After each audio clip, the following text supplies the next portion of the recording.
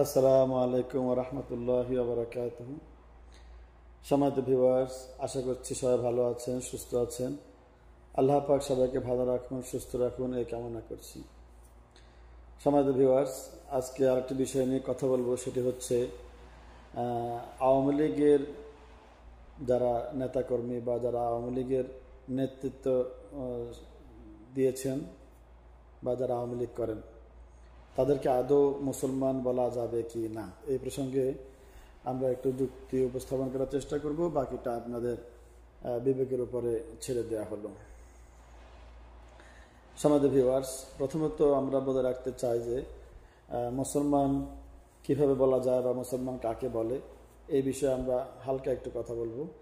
যেহেতু বিস্তারিত বলতে গেলে অনেক 1 ঘন্টা 2 ঘন্টার ভিডিও করতে হয়, সেজন্য আমরা সংক্ষেপে বলার চেষ্টা করব।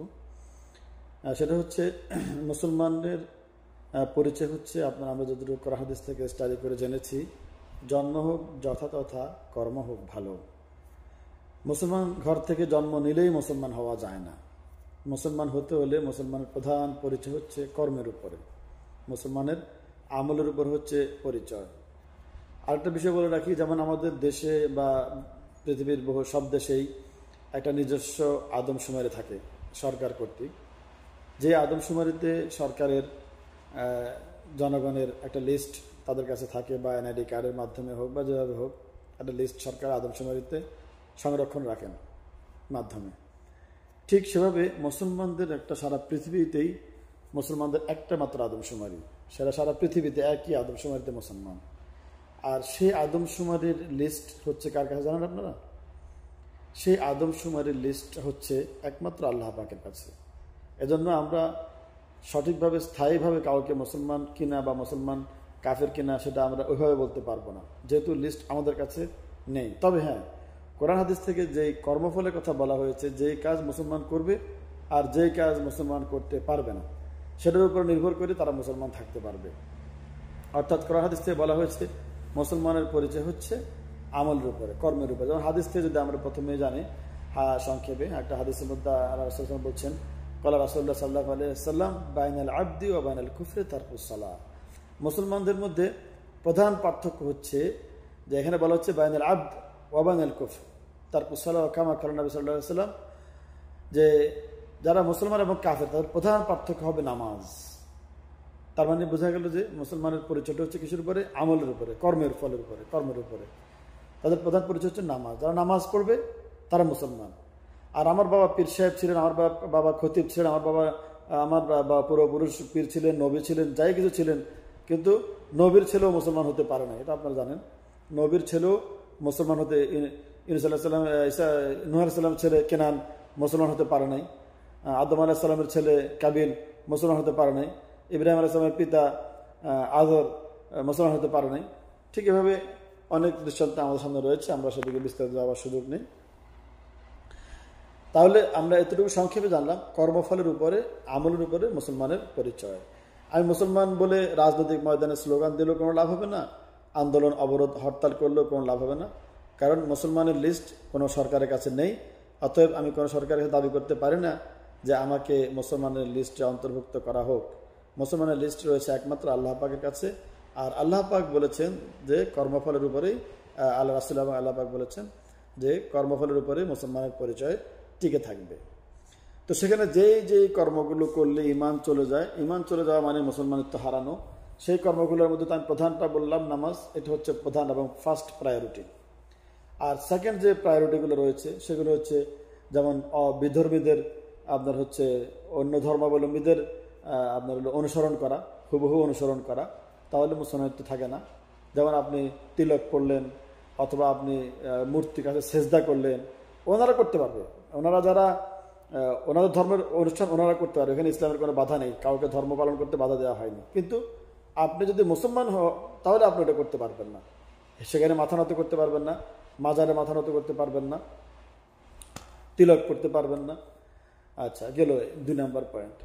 3 নম্বর হচ্ছে আরও কিছু জঘন্যতম কর্ম রয়েছে। যেমন এভাবে হাদিসে আসছে যে পৃথিবীতে কোনো মানুষ যদি কোনো মানুষকে হত্যা করে আপনার হচ্ছে বিনা অপরাধে বলতেও এখানে হত্যা করাটাই বলা হয়েছে, যদি কাউকে হত্যা করা হয় বিনা অপরাধে নির্বিচারে, তাহলে বিনা বিচারে, তাহলে একজন মানুষকে হত্যা করা মানে হচ্ছে সারা পৃথিবী মানুষকে হত্যা করা শামিল। আল্লাহু আকবার। একজন মানুষকে হত্যা করা মানে হচ্ছে সারা পৃথিবীর মানুষকে হত্যা করার শামিল। তো সেই দৃষ্টিকোণ থেকে যদি আপনি দেখেন, তাহলে আপনি যদি মুসলমান হয়ে থাকেন আর যদি অবৈধভাবে কাউকে আপনি হত্যা করে থাকেন বা ধর্ষণ করে থাকেন, ধর্ষণের পর হত্যা করে থাকেন, তাহলে হত্যার দায়ে আপনি সারা পৃথিবীর মানুষকে হত্যা করার সমতুল্য অপরাধ করেছেন।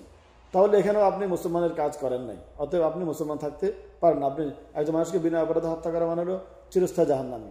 তাহলে চিরস্থায়ী জাহান্নামী হলে তো সে আর মুসলমান থাকতে পারে না। তাহলে এই যে কটা আমরা উদাহরণ টানলাম, যে অন্য ধর্মাবলম্বীদের অনুষ্ঠানাদি নিজস্ব পালন মনে করে পালন করা, এবং নামাজ না পড়া, ইসলামের পথে না চলা, এবং অবৈধভাবে মানুষের উপরে লুটতরাজ করা, হত্যা করা, গুম খুন করা, ঠিক আছে, এই তিনটা পয়েন্ট যদি আমরা কথা বলি, তাহলে একজন মুসলমান এই কাজগুলো করতে পারে না। তাহলে এখন দেখেন আওয়ামী লীগের কাজ কি। আওয়ামী লীগ এই তিনটা কাজই করে। নাম্বার ওয়ান, তারা নামাজ পড়ে না, এটা হচ্ছে নাম্বার ওয়ান। 2 নম্বর হচ্ছে তারা তিলক পড়ে, তারা মূর্তি পূজা করে, তারা অন্য ধর্মাবলম্বীদেরকে নিয়ে, যেমন গজে মা দুর্গে এসেছিল বিধায় ফসল ভালো হয়েছে, এটা ওনাদের লেডি হিটলারের উক্তি ছিল। তাহলে এটা মুসলমান হতে পারে না।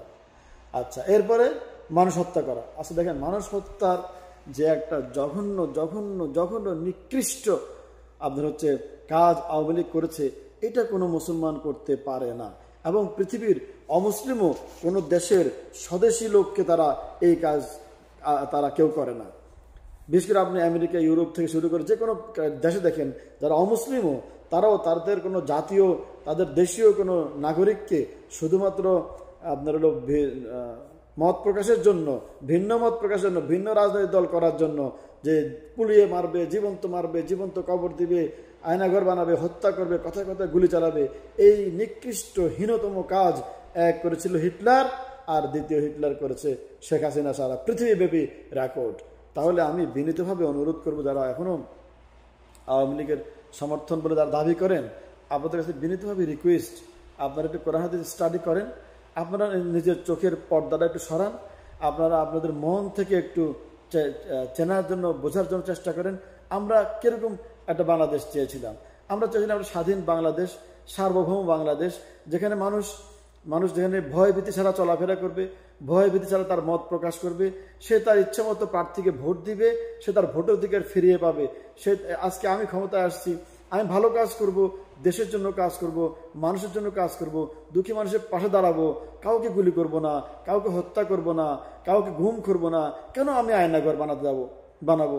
আমি তো জল্লাদ না, আমি ডাকাতের সর্দার না। আয়নাঘর যারা বানায় তাদেরকে পৃথিবীতে ডাকাতের সর্দার হিসেবে বলা হয়েছে। তাহলে মানুষ আমাকে ভোট দিবে, ক্ষমতাটা আজকে আছে, কালকে নাই। অত ইজ্জু মান তাশা, অত জিল্লু মান তাশা। আল্লাহ যাকে চান তাকে কি করেন?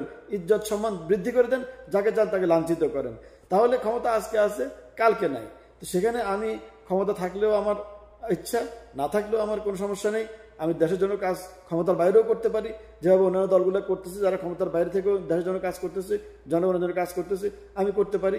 আমি মানুষের জন্য কাজ করে আমি এমন জীবন আমি গঠন করতে চাই, আমি এমন চরিত্র গঠন করতে চাই, যাতে করে মানুষ আমার জন্য কাঁদে, মানুষ আমার জন্য দোয়া করে, মানুষ আমাকে স্মরণ করে। আজকে আমার বাপের মাথায় কেন মানুষ পেশাব করতেছে? জঘন্যতম কাজ, পৃথিবীর ইতিহাসের শ্রেষ্ঠ জঘন্য নিকৃষ্ট কাজগুলো আজকে শেখ হাসিনা করে গিয়েছে বিদায় আজকে মানুষ এত ঘৃণা মানুষ করতেছে তাকে, ঠিক আছে, তার ঘৃণার কারণে এই কাজগুলো আজকে করা হচ্ছে। এই জন্য এই কাজগুলো যারা, যে 3টা কাজ কথা বললাম, এই কাজগুলো যারা এই কাজগুলো করবে বা করে বা করেছে, তাদেরকে মুসলমান বলার কোনো অধিকার নেই, কোনো সুযোগ নেই। এজন্য আমি বলবো, আপনারা বিনীতভাবে দেখবেন, কোনো মানুষকে জীবন্ত পুড়িয়ে দেওয়া, যে পুলিশগুলো মানুষগুলো জীবন্ত পুড়িয়ে দিয়েছে, আপনাদেরকে একটু ভয়ভীতি নেই, মানবতা বোধ নেই? আপনারা কি মানুষ না? ছি ছি ছি ছি। এভাবে আমাদের সন্তানগুলোকে, এভাবে আমাদের ভাইগুলোকে, এভাবে আমাদের বোনগুলোকে গাড়ির ভিতরে ঢুকে জ্বালিয়ে দিলেন। ছি ছি ছি। গণকবর দিলেন। ছি ছি ছি ছি। খুনের রাজ্যে পরিণত করেছে বাংলাদেশটাকে, খুনের রাজ্যে পরিণত করেছে বাংলাদেশটাকে একজনের কারো বাবার বাংলাদেশ। সম্মানিত ভাইয়েরা, আপনাদের বিবেক জাগ্রত করেন, আপনাদের মনের চোখে জাগ্রত করেন। আপনাদের বিনীতভাবে অনুরোধ থাকবে। আল্লাহ হাফেজ।